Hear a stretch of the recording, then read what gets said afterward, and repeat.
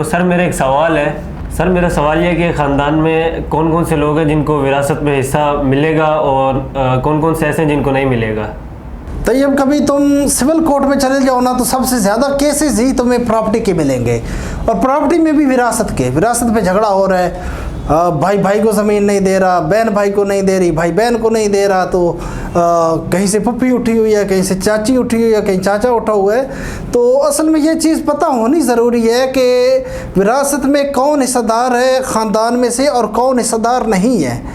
अब सबसे पहले जो रज़ाई माँ होती है वो आपकी विरासत में हिस्सेदार नहीं होती, किसी किस्म का हिस्सा आपकी विरासत को नहीं मिला। अब रज़ाई माँ कहते हैं जिसने आपको दूध पिलाया होता है।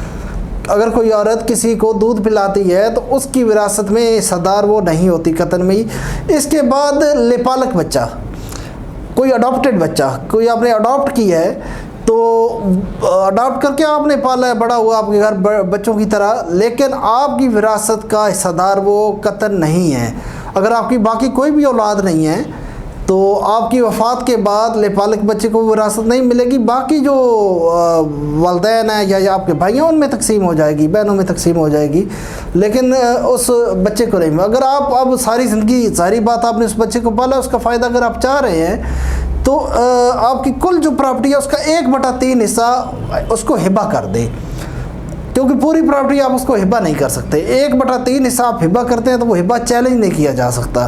तो इसका ये एक तरीका है। या फिर उसकी वल्दियत में अपना नाम इंटर कराएं, वल्दियत उसकी चेंज करें, अपना नाम इंटर करा दें, तो आपके वो डॉक्यूमेंट्स में आपका बेटा शो हो, उसके आईडी कार्ड पे आपकी वल्दियत लिखी हो, तो फिर वो उसको गवर्नमेंट कंसिडर कर लेगी विरासत में, अदरवाइज़ वो नहीं होगा। इसके अलावा सुतेला बाप, जैसे एक कोई शख्स है, उसकी वालदा को एक जगह से डाइवोर्स हुई, उसने दूसरी जगह शादी कर ली। अब अगर वालदा का इंतकाल होता है तो वालदा की जो प्रॉपर्टी है उसके वारिस आप हैं, लेकिन आपका जो सुतेला बाप है उसको हिस्सा नहीं मिलेगा। हाँ, जो एक्चुअल बाप आपका है उसको हिस्सा मिल जाएगा। सुतेला बाप, इसी तरह सुतेली माँ को प्रॉपर्टी में वो हिस्सेदार नहीं है। इसके अलावा साले सालियाँ ये हिस्सेदार नहीं है। चाचा चाची बिल्कुल भी आपकी जो है प्रॉपर्टी उसके वारिस नहीं है, हिस्सेदार नहीं है। इसके अलावा मामा मामी हिस्सेदार नहीं है। या अगर कोई औरत है तो उसकी नंद उसकी प्रॉपर्टी में हिस्सेदार नहीं है, मतलब वरसान में शामिल नहीं होती, वारसों में शामिल नहीं होती, और ना ही नंद का हस्बैंड ये भी शामिल नहीं होता। इसी तरह फिर आपका अगर कोई औरत है उसका देवर वो विरासत में हिस्सेदार नहीं हो गया, देवरानी विरासत में हिस्सेदार नहीं होगी। इसी तरह अगर कोई औरत है तो उसका जेठ जेठानी वो नहीं होगा, दोनों नहीं होंगे विरासत में हिस्सेदार कतन भी। इसके अलावा अगर कोई औरत है तो उसका सास ससुर वो भी विरासत में हिस्सेदार नहीं होगा।